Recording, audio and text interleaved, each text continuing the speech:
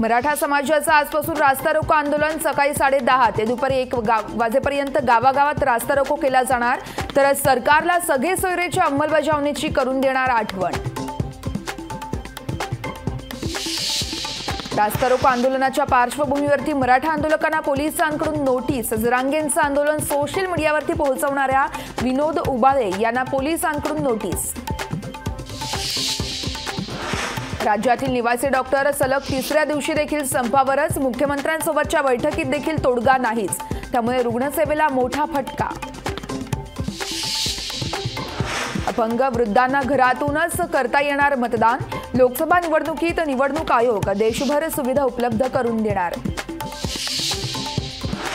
India आघाडी पुन्हा रुळावरती। UP Madhya Pradesh पाठोपाठ पश्चिम बंगालमध्ये देखील जागा वाटपावरती मतैक्य होण्याची शक्यता।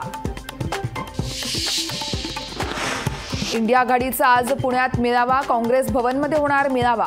तर मेळाव्यातून लोकसभा निवडणुकीची रणनीती ठरण्याची शक्यता। किल्ले रायगडावरून शरद पवार फुंकणार तुतारी। तुतारी पक्ष चिन्हाचं आज रायगडावरती होणार अनावरण। निवडणुकांच्या पार्श्वभूमीवरती भाजपची आज दिल्लीत महत्त्वाची बैठक। सर्व राज्यातील निवडणूक प्रभारी यांच्यासह सहप्रभारींची जेपी नड्डा यांच्या अध्यक्षतेत होणार बैठक। आरपीआयची भाजपकडे लोकसभेच्या 2 जागांची मागणी। शिर्डीतून स्वतः रामदास आठवले हे लढण्यास इच्छुक।